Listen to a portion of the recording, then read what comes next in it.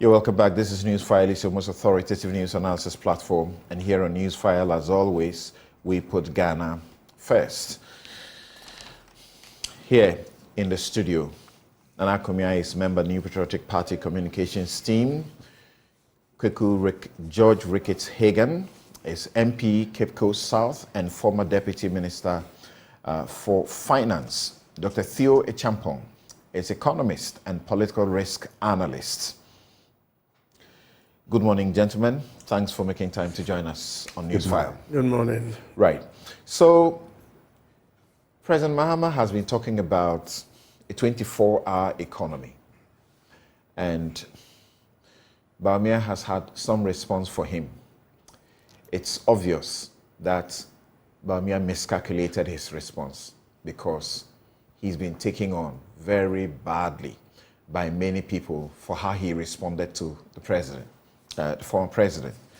So let's listen to the two of them and get into the studio to check out how exactly this economy with lazy civil servants and everybody else who go to work, sit, fidget, do practically nothing and wait, watch the clock until it is 3 and they are checking out of the office. Nobody is watching over them. How such an economy needs to work 24 hours. Listen to the former president and Dr. Bawumia. But we know that there will be obstacles. One, you need to provide security, because people must be able to work in the night without armed robbers going to attack them. So it means that we must provide more police officers. We must provide all those companies with security so that they're able to do their work.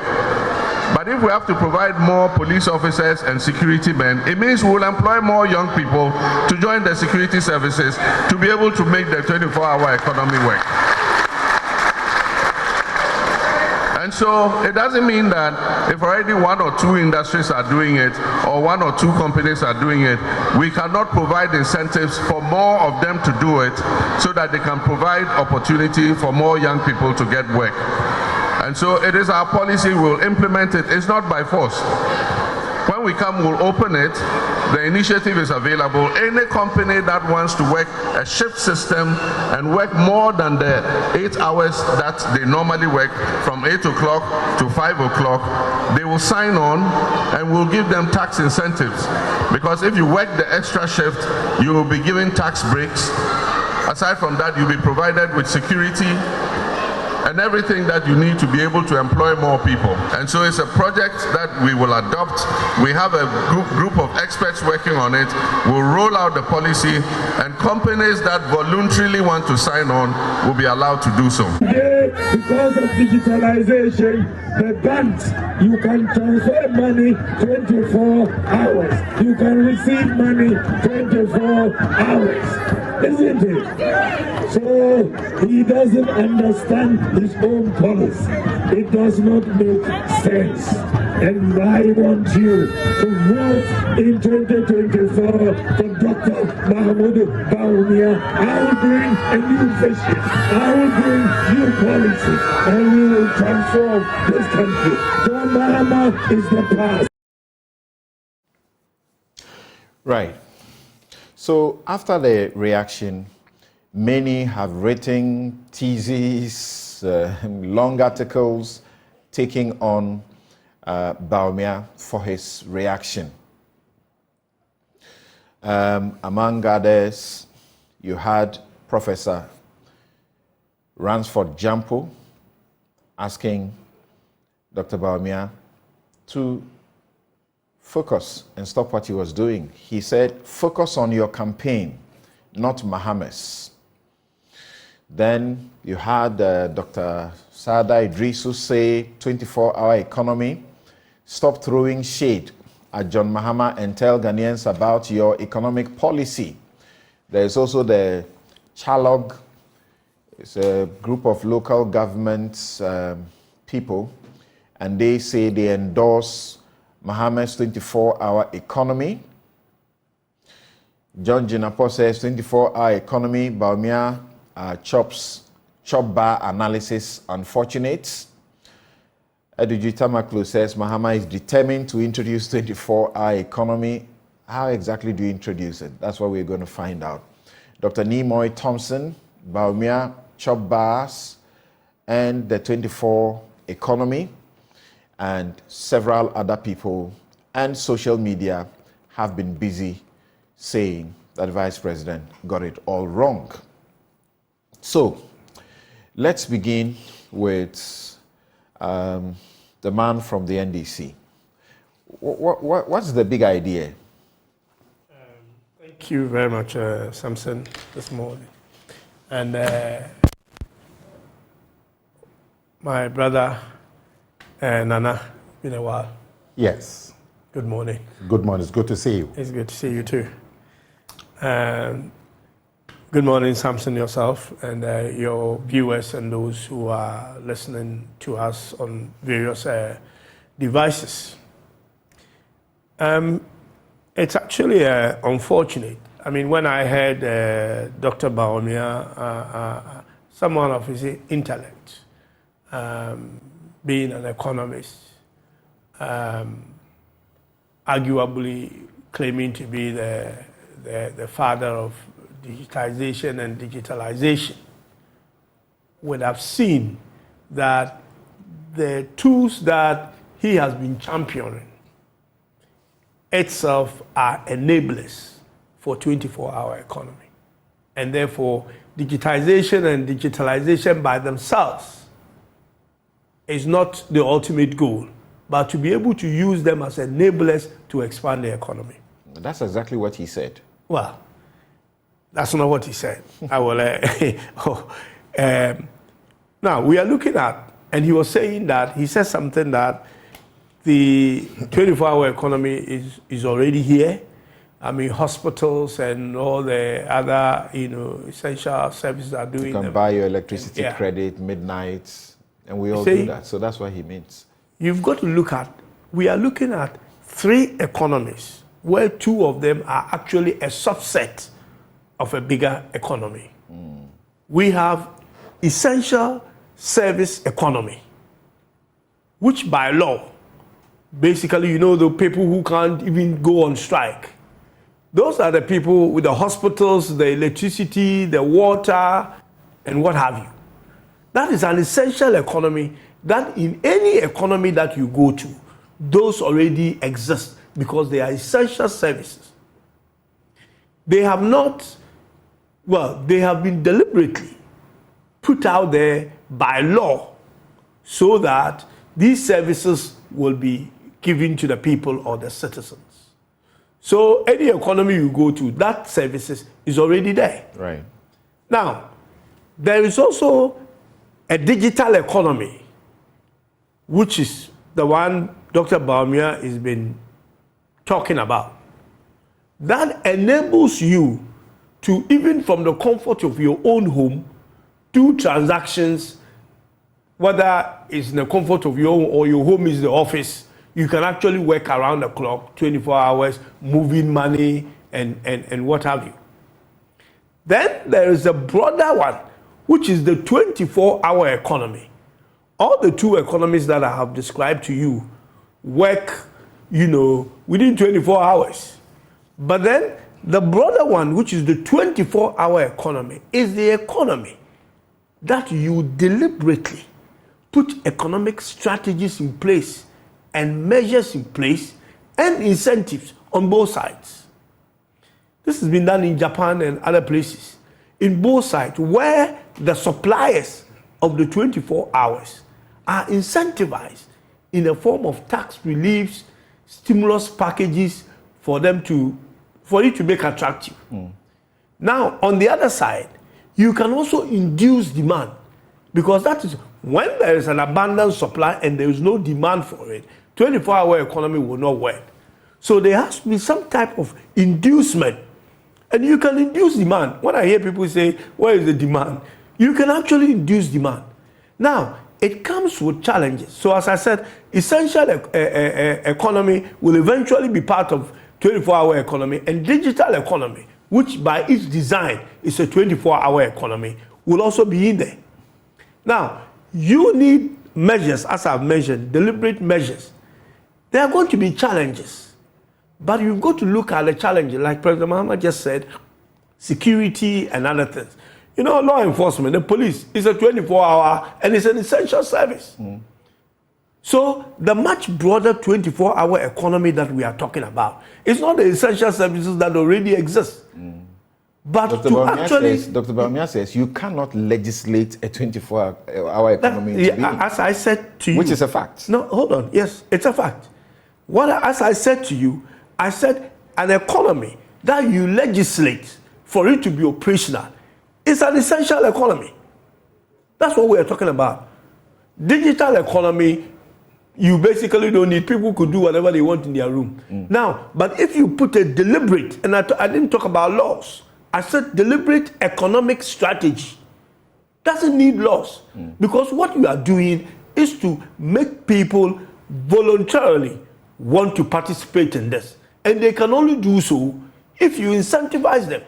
Now, what that will do is that if the 24-hour economy comes into existence, even the essential economy and the digital economy will also be enhanced. But those measures may include certain things that you have to do that doesn't. If challenge is a security, then you've got to fix the security. Otherwise, the 24-hour economy will not work.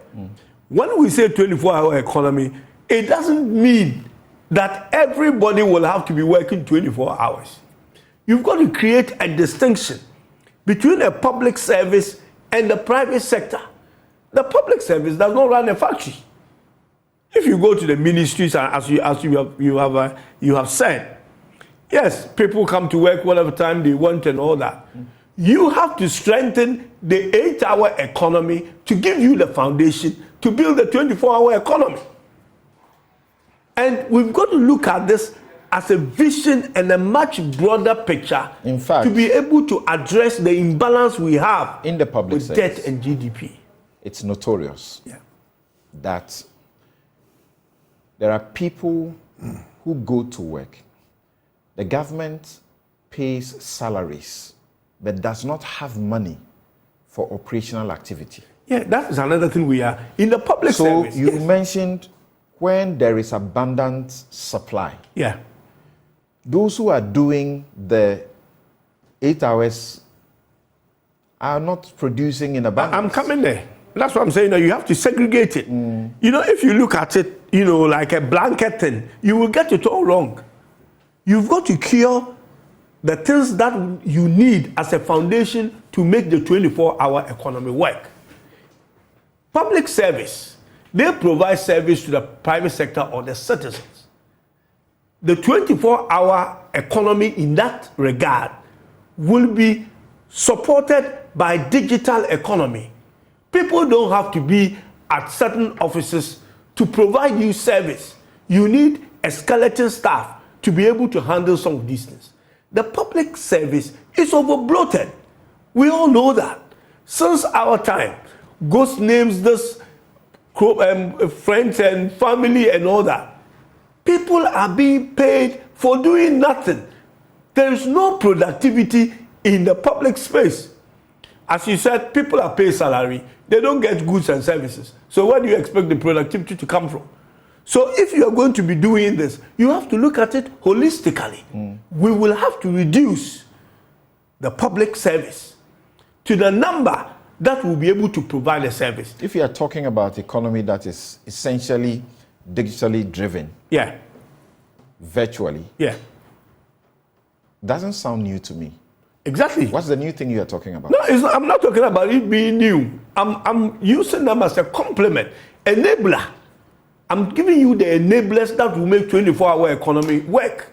And you can have this digitization that you have heard about it for some years now, not doing as much as it can.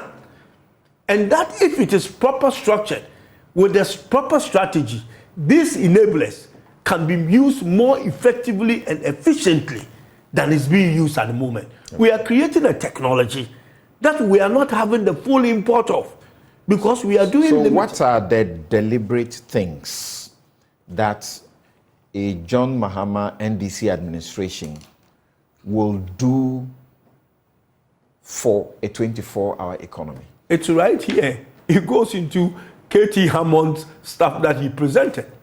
We have a number of items here that we all know. Look, this proposal, for me, is the right way to go.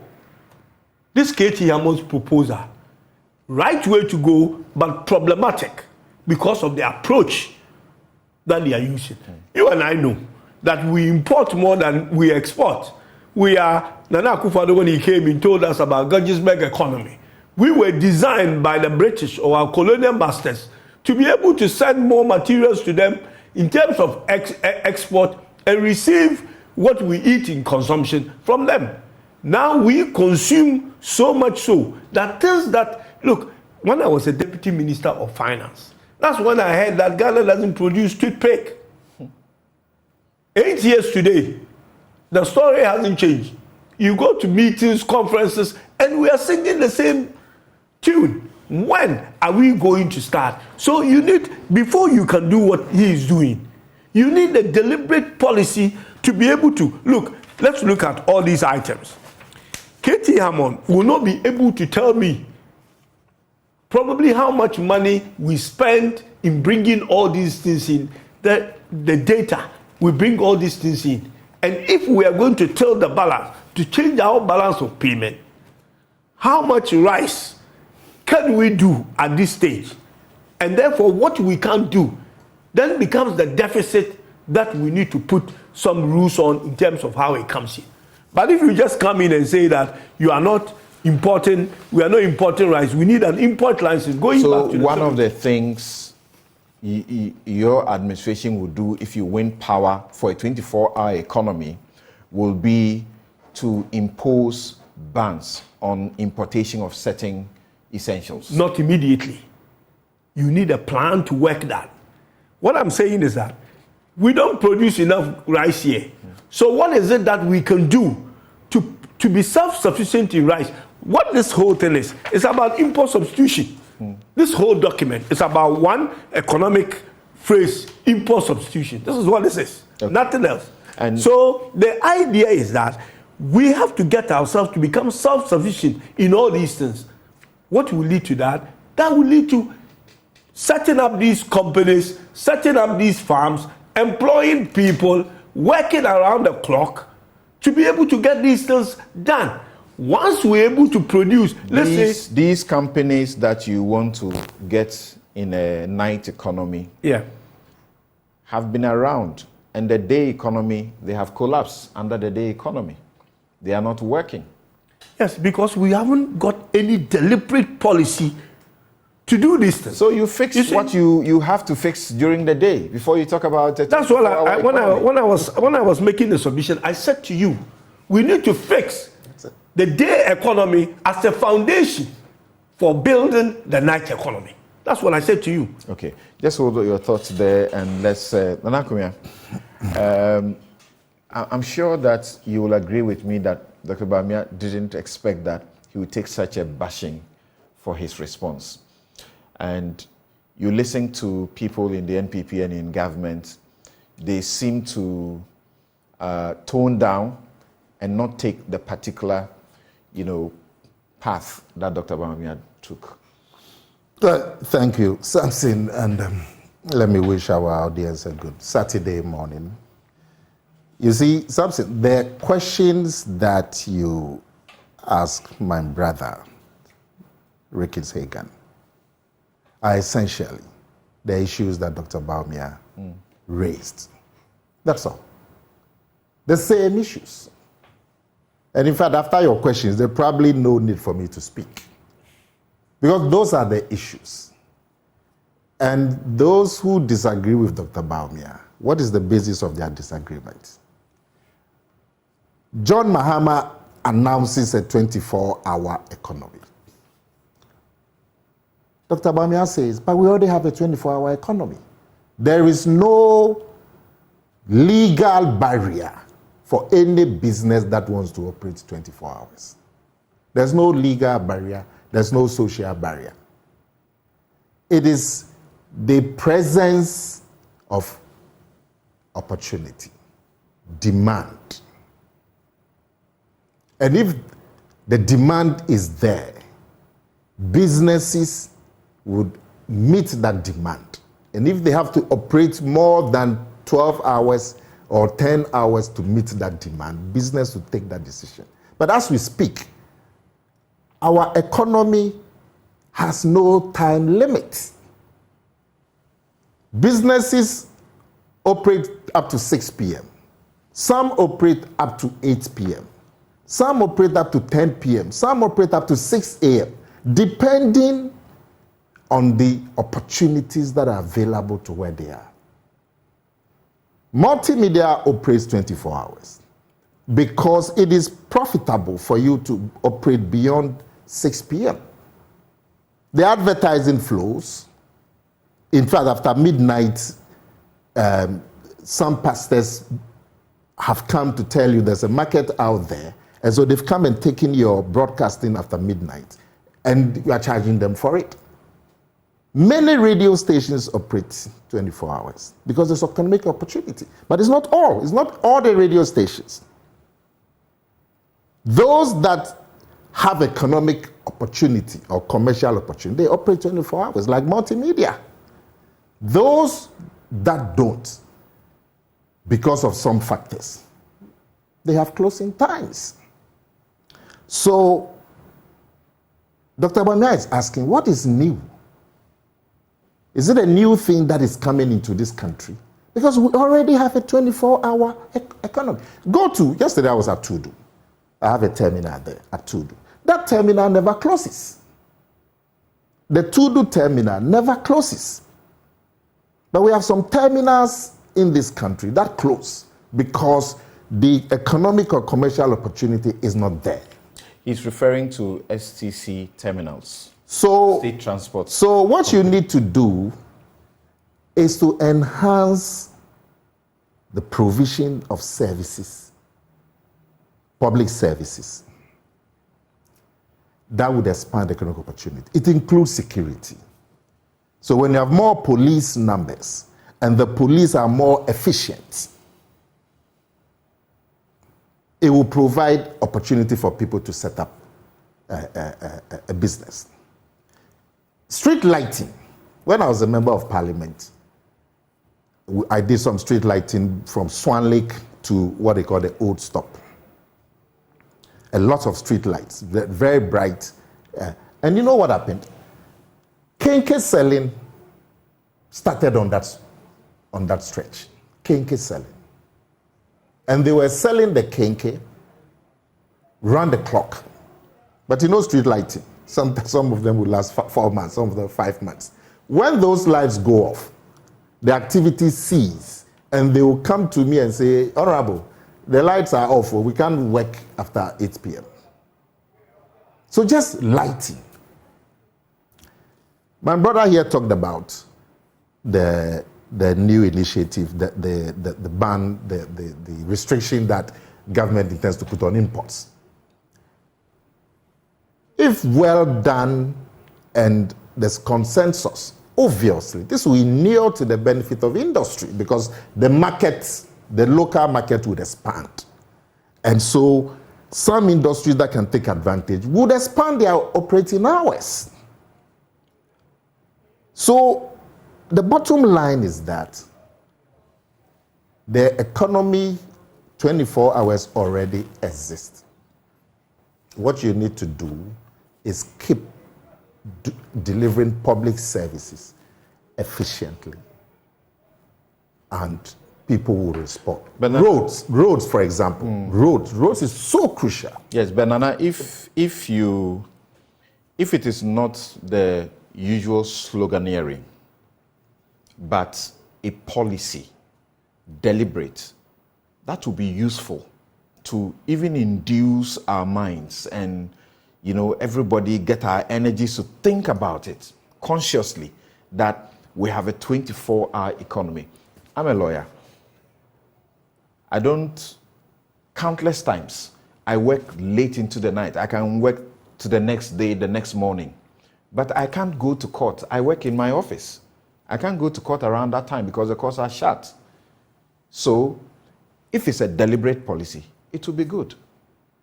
if it's a deliberate process, the court should open 24 hours. Exactly. Now, if you lawyers demand court services 24 hours, not just you, Samson, but if you lawyers, you are getting briefs from abroad, you have clients, multinational clients, and so then if it's 9 p.m. here, it's 12 noon in Tokyo or something, and they are demanding services, and you lawyers create that demand because the business has expanded, you are taking on multinational businesses and so on. Well, the courts will respond. Where there is talk, this particular one, where there is talk about demand in the courts, you can say that is an exception because there's demand. And we have a backlog of cases. The cases are delayed. And if you get extra time, then you should be able to clear the backlog. But you would agree that if the court system, the process is more efficient, and these delays, these technicalities that you lawyers employ, and people can get justice faster. But you see, productive activity is not an end in itself. Nobody produces kelewele by the street corner for itself. You do production because there is a demand. So the only reason why somebody, the kelewele seller at the corner, is not doing 24 hours is because after some hours, the demand is not there. If the demand is there, the opportunity is there, let's say somebody goes to set up a nightclub in the vicinity, and so there's people moving in and out of that area at all hours. The kelewele seller will then operate in the night as well. You see? And you can't legislate somebody setting up a nightclub. Somebody is going to set up a nightclub because he's seen that in this neighborhood, the location is good. There are a lot of young people in this area, and when I set up a nightclub here, it will be good. So to set it up. So the bottom line is that you already have a 24-hour economy. If you improve the delivery of public services, which would create economic opportunities, business will respond. So when we bring it up as some new idea, that is a game changer. Baumia will ask you those questions. But we already have a 24-hour economy. Digitalization, that my brother mentioned, now enables you to buy your electricity at all hours, to do banking transactions at all hours. So digitalization is and my brother used the term that is very enabler. Anything that public service that is provided, if the public service become more efficient, they will create the enabler. So the bottom line is that if you want to make public services more efficient, you want to make the security services more efficient, say so. And show us how you are going to do it. All right. But when you come and say you are going to create a 24-hour, it's like something that doesn't exist. Right. And you are Let's hear. That is the problem. Let's hear from Dr. Tue Champong. And Dr. Tue Champong, together with Professor H. Kwesi Prempeh, and several others, including Kweku Ntubue Siakon, they took on Kofi Bentil really hard when Kofi Bentil suggested that, quote, to make people work 24 hours, you must first be able to make them work 8 hours. We haven't achieved that yet. Let's work on that first. Don't go chasing waterfalls. And you guys came at him so hard. Well, we have heard that 24-hour economy does not actually mean working in the night and so on. Tell us what you think about this, which is going to be one of the drivers of the 2024 elections. Dr. Tue Champong.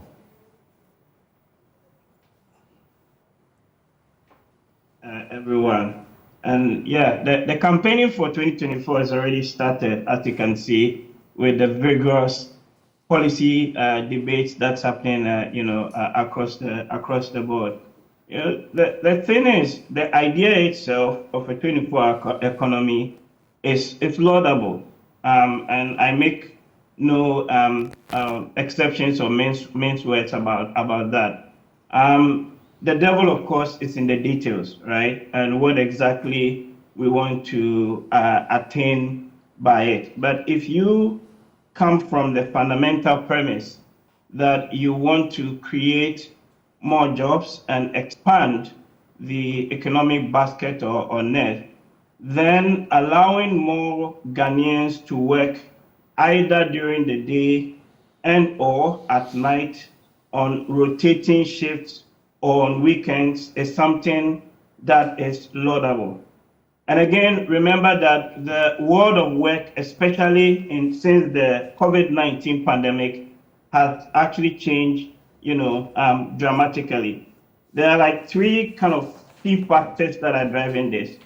One, the economy itself changing in the sense that you're seeing a big growth of the services sector. And within the services sector of the economy, in Ghana's case, actually the largest share of our economy with about 45% of GDP. You have a high prevalence for certain non-standard work routines. So some of your panelists in the studio have been talking about, for example, people selling maybe kenke on the streets and entertainment and you name it. The other factor is to do with the changing demography of the people. So you've got a bit more youth. And then the third factor being, technology, digitalization, etc., making all of this happening.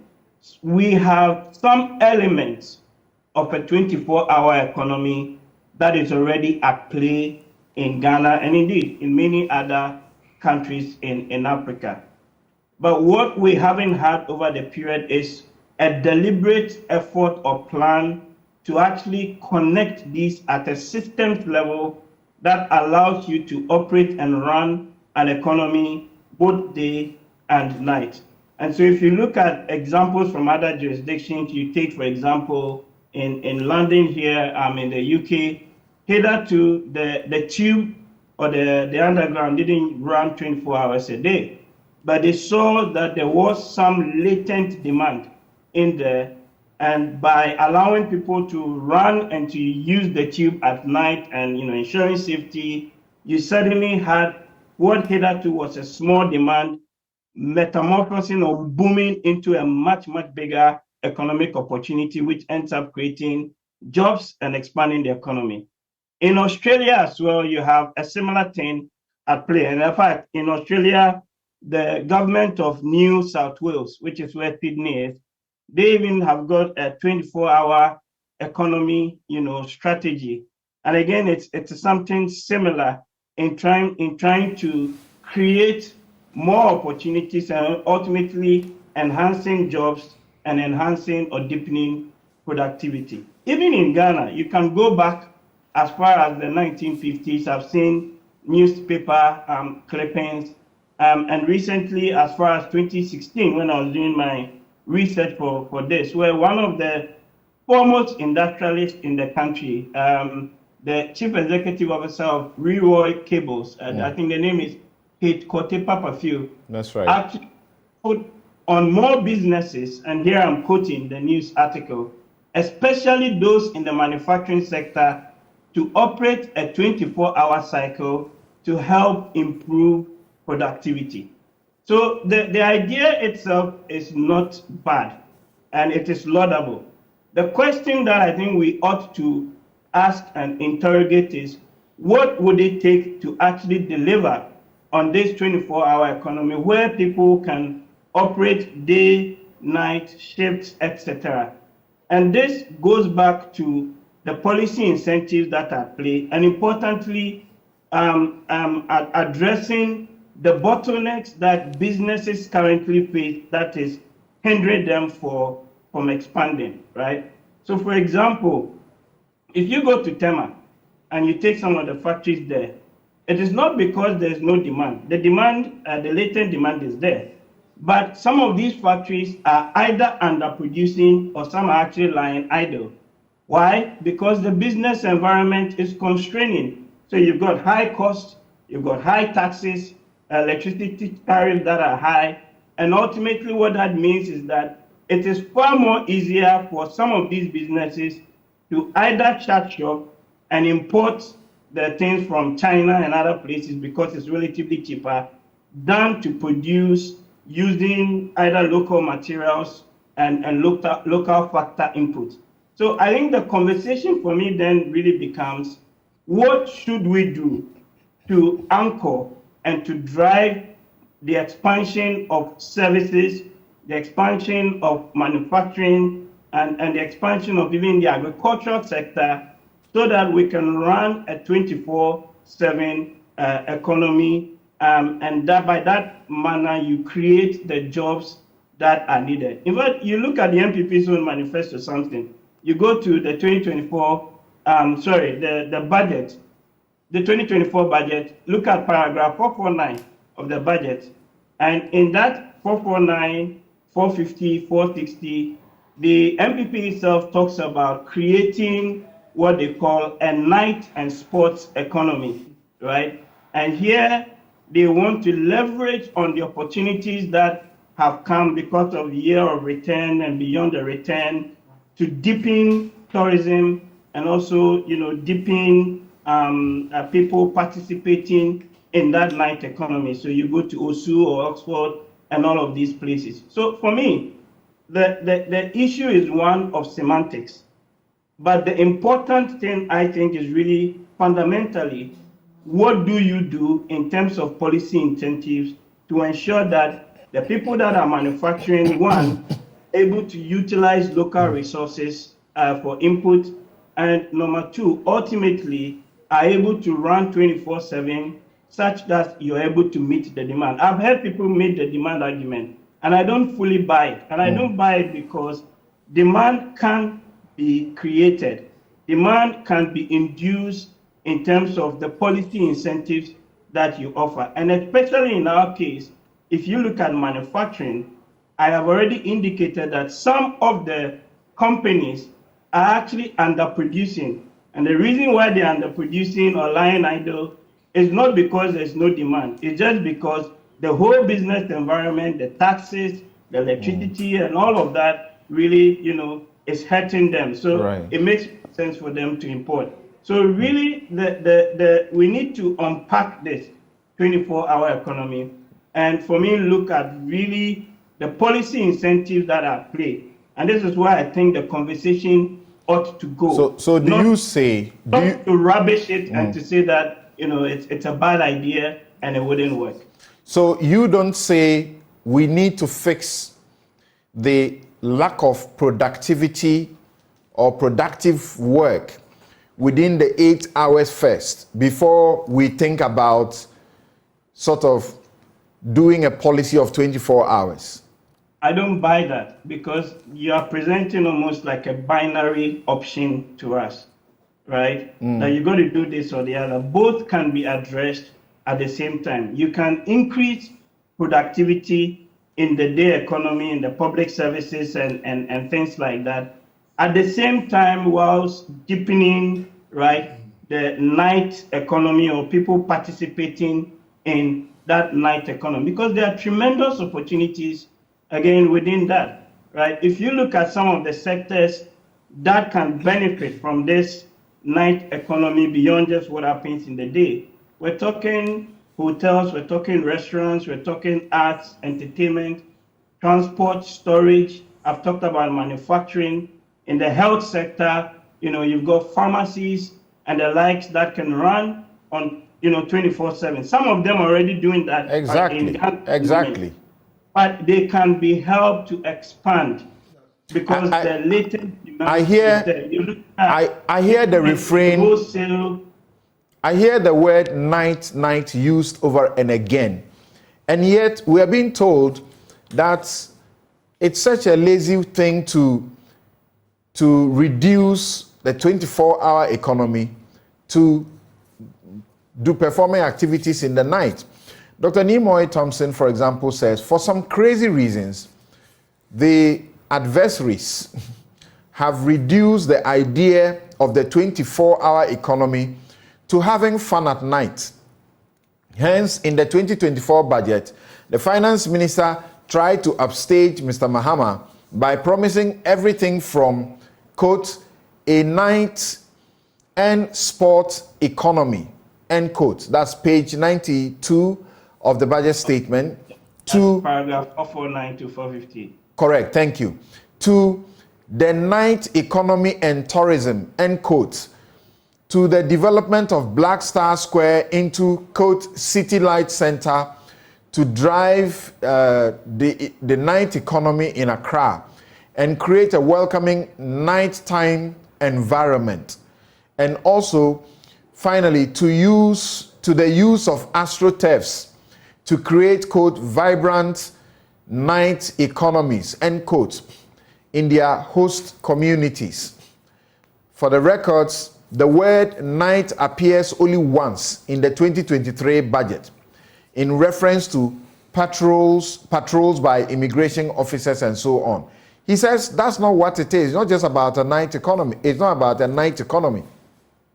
No. So what Nimo is saying, and which is absolutely right, is that the night economy is not just the entertainment bit. It's not just, creating sports centers and people going to do, call it fun, right? There's more to that, which is the input that Nimo is saying, and what I am also saying. Okay. That the entertainment bit is just a component of the night economy.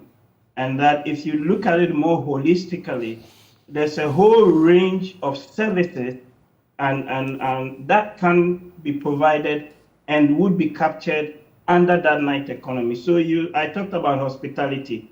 I've talked about industry, especially manufacturing, because for me, that is one of the areas that would allow us to, again, add value to our produce and at the same time also create, right, jobs. Very important. So you're killing two birds with one stone. In the health sector, you've got opportunities in the even administrative and support services. So people setting up, business processing centers that run, 24/7. You may recall during the Kufuor era, there was this strong push to get Ghana to become a BPO outsourcing center. Some of the companies came and left because, again, the environment was choking or constraining. All right. So the night economy goes beyond just, creating just, right. I'm going to share a few messages with you, and then we'll hear from the TUC, and I'll take just quick, 2-minute concluding comment from my guests in the studio. We'll take a break and return to look at why we should not be importing Yemwadie. Okay, so my guest in the studio, Kweku George Ricketts-Hagan, is MP, Cape Coast South, and former Deputy Minister for Finance. Nana Komia is member, New Patriotic Party Communications. Dr. Theo Champong is economist and political risk analyst. Now, here are some of the views that you have shared. I want them to hear the views that you have shared, and then I'll take their concluding comments. Now, Dr. Kwame Sapong-Esedu says that I disagree with Nana Komia. If we are waiting for demand before we expand our economic scope, then we are not serious. We must learn to be purposeful in creating demand through the creation of an enabling environment. Apple combined a phone, a music player, and a map to deliver the iPhone at a time when there was no demand for such a composite device. Today, the demand for smartphones has obliterated the analog phone. Then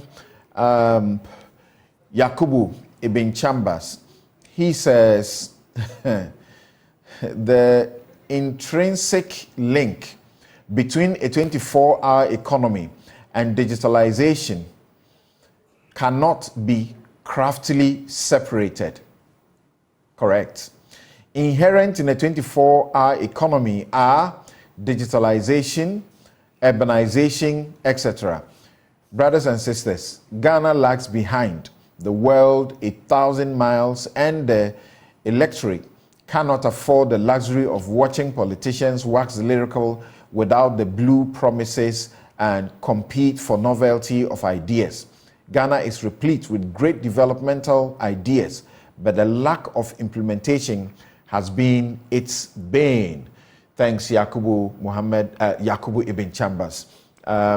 Musa Abatoa in Asawasi says, Dr. Theo Champong has given very good example of a 24-hour economy, which is a deliberate policy incentive to boost productivity.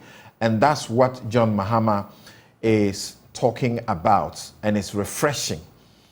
24/7 economy will curb trade deficit, unemployment. Those rubbishing such a policy proposal are lacking economic capacity to address unemployment and balance trade deficit. That's a rather long one, Mr. Mensah. That's a rather long one. I'm sorry, I can't read all of it. But you say it is not true.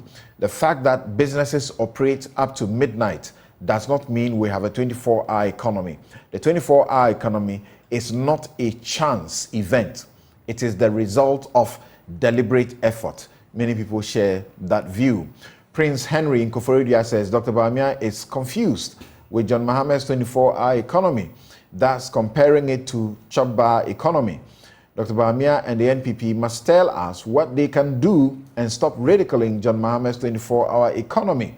His comments are very disheartening, embarrassing, and it seems to me that he doesn't have the basic knowledge of macroeconomics. But you can't say that. You can't say Dr. Bawumia lacks basic, knowledge of macroeconomics. He's an economist, and not a small one at that. Dr. Osai says that as far back as 2018, if we recall, he called for this, for the public sector, so that the enabling framework will be created before extending it to the private sector. It is doable, except that we shall require the details to enable all of us make inputs into it for the greater success or good of our economy. If you check Ghana Web, you see when Dr. Eric Osai spoke about this in 2018, he said, introduce double track in public sector. Then, all right, so that's a complaint from a party. Then this one from LGD Holy. What is the essence of working for 24 hours when there is little or no consumer to consume the products? Demand drives supply. It's simple. Yao Ano, 24 economy is the best economic policy I have ever heard in Ghana. Honestly, not a sloganeering type of initiative, and it will provide a lot of employment, security, positive economic growth. AOK Obing says the most forward-looking policy ever, a policy that seeks to stimulate economic growth and create employment. We are all for this, and it is very possible.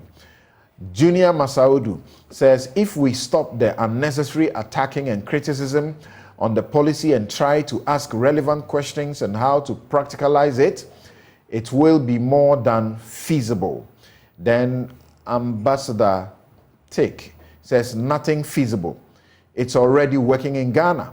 What Ghanaians want is for the government to construct more factories, and such factories will work 24 hours a day to create more jobs.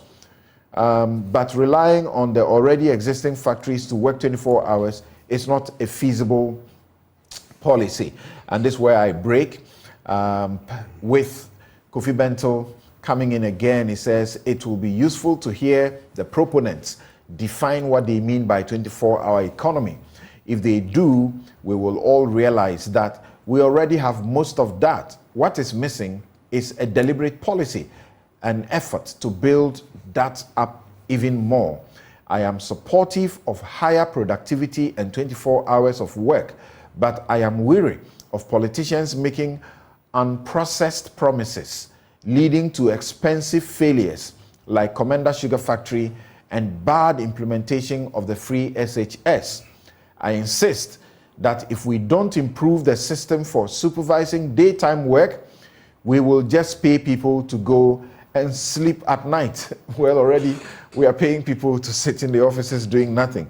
Let's hear Dr. Ba of the TUC, and then I'll just take just 2 minutes comments from my guests in the studio to wrap up this discussion.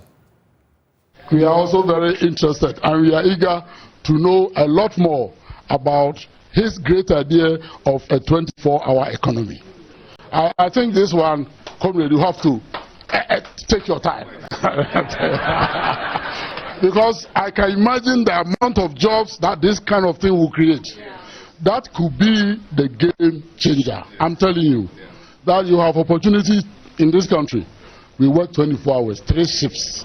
So if you don't get a job in the morning, you can get it in the afternoon or in the night. So where are the young people? Get ready for jobs.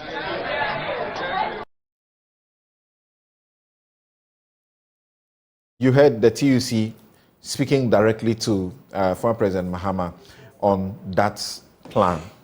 Yes, Kweku. Yeah. I haven't heard everybody else. Yes, I was just going to say that I haven't heard everyone. I think everybody is saying the same thing, that this is something that we have to take seriously and see how we can make this work. What President Mahama said is basically the high level, of this policy. The meat is actually is in the details. And that is what my friends need to be patient and wait for the details. Yes, it may not be, it's something that is being done elsewhere. But the issue here is that, and again I refer to this 22 or 23 items that we've talked about here. Dr. Theo Achampon did say that, look, we may not be able to create demand, but we can induce it. And that's exactly what I said, that we can induce demand. And you can see it right here. I mean, if all these things we import into the country hasn't got a demand, it will not find its way here. The fact that we are importing them itself has induced the demand. So if we want to ban the importation of these things, then we need to be producing that import substitution products that are here. And doing that means that businesses, new ones, are going to be working long hours. They are going to be employing more people. Then the other things about security, the lights Nana Kumia is talking about, can be the things that we need to be able to put these measures in place to be able to address. And I see them as opportunity rather than to talk about chop bars and all that. Look, if a factory, and that is where the focus is, manufacturing, all these things, we are not manufacturing them sufficient enough here, and that we are bringing in more from outside, are things that are going to help us to work more, to do this 24-hour shift of, say, 3 shifts, to employ more people. And that is what we need to be looking at. These are opportunities. What they see as challenges, President Mahama sees them, or what Dr. Bawumia sees them as challenges. For President Mahama, they are opportunities. And those are the things you can't have a father of, digitalization, as he calls himself, who really doesn't seem to, forget about even the economics talk. This is just pretty much common sense. Okay, thank you. Nana Kumia. Samson, nobody has said that if you put in policies that would enhance business activity, it is a bad idea. Nobody has said so. What we are saying... The Vice President said this was poorly thought through. Because the 24-hour economy, as pronounced, already exists. It's not anything somebody's going to bring from somewhere and introduce into Ghana. And that is the impression John Mahama gave, that he's going to bring something that is not there. We are saying it is there. What you have to do is continue to deliver government services in quantity and in efficiency, and it will generate economic opportunity. Look, You talked about, somebody said you disagree because you can induce demand. Why? There's always a demand for improved life. As we sit here, if somebody brings a device that can improve the way you do your program, you would buy it. It's technology. You understand? So there's always, look, when we put in a new runway and lights at Kumasi Airport, all of a sudden, we're able to travel in the night. You're able to go to Kumasi in the day and do your funeral and do your meetings and come back in the night. Simply because we put up lights at Kumasi Airport. We've enhanced the delivery of a public service. That is what we are saying. That is already there. What you need to do is enhance it. The digitalization that is going on, the police improvement that is going on, the electricity provision that is going on, and the cost of all of these things enhance economic opportunities, they promote economic activity, and people will respond. So if there's no 24 hours somewhere, it means that the conditions there have not created it. Somebody will close the pharmacy at 7, not because they don't want money, but it's because the conditions there, the location, and all of that. Look, when you are operating a pharmacy at what do you call this place on the Spintex? Oh, there's this big supermarket at the Spintex where the interchange is going. Palace. If you're operating a pharmacy or a restaurant at Palace, you are likely to operate more hours than if you're operating a pharmacy on Mine Road. You see, because the economic opportunity is there. Now, what is Nimue? I think you got somebody, my brother there on the other side got Nimue. Nimue is saying that, from what I understand, that the finance minister is endorsing the 24-hour idea, and that he claims it's a night economy. It's got many mentions of the night economy. This budget was written way before President Mahama made his statement. So to say that it's always possible to go and amend. So but when I saw this thing in the budget, when I saw this, when we went to our pre-budget hearings as A and so on, when I saw this item in the budget, it predates Mahama. Okay. So for Nimue to be given the impression that... All right. So my conclusion is that, Samson, nobody is saying that bringing something that will enhance economic activity is bad. But to come to tell us as if it's some new thing that you are bringing is what we have the difficulty. That there are many aspects of this economy that operate 24 hours. I gave you the example of Tudu. Not just Mine Terminal at Tudu, but the entire Tudu area. The people who are selling wache, the people who are selling shares, they all operate 24 hours because of the conditions there. It's only fair that I go back to Dr. Theo Champong, also having heard the commentary that I've read and my guests in the studio, the 2 minutes that they have also added. If you can also give us 2 minutes of your concluding remarks and how we should be looking at this going into the electioneering campaign proper in 2024. What should we citizens and also the media do to ensure that, the insult fest, as I talk about, the mundane and the obviously unattainable promises that we hear, we can hold these campaigners to what is feasible and not just mere talk to win votes?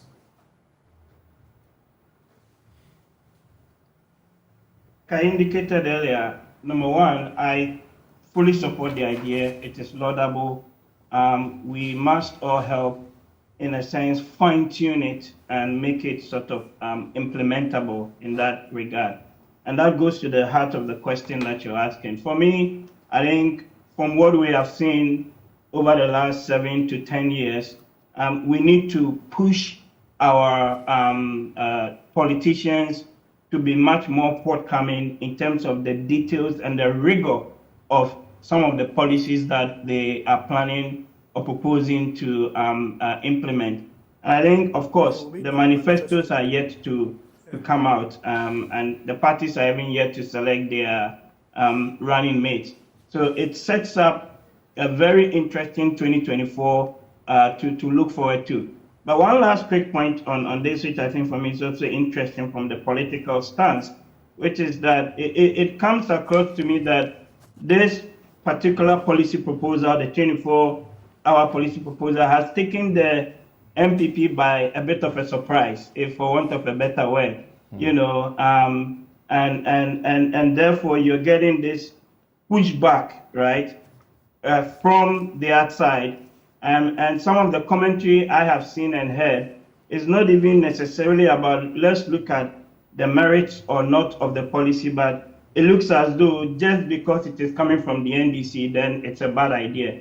And I think that is not the way to go, especially going into 2024 and in an election where we want to present the citizenry with proper options or policy options that are costed and policy options that are implementable within a specific sort of time period in that matter. So I'm looking forward to, of course, more of the details and how this would work. And like I indicated, importantly, what we're going to do to address those constraints, the killer taxes, the killer electricity bills, and all those things that ultimately hinder or could hinder us from attaining the objectives of this 24/7 economy that cuts across all strata. And particularly for me, I'm interested in the manufacturing component bit. The entertainment night economy, yes, is important. All right. But where we are with the issue of jobless growth and the issue of many youth leaving school and not having things to do, I think that we should push for, of course, some of the details. But as a first step, it's a very laudable idea. Thank you very much. I've still got many of your messages coming in. The next discussion about banning of Yemuadie will take care of some of these other comments that you are making, because it dovetails, I think, appropriately into that subject as well. We'll take a quick break. We'll be right back.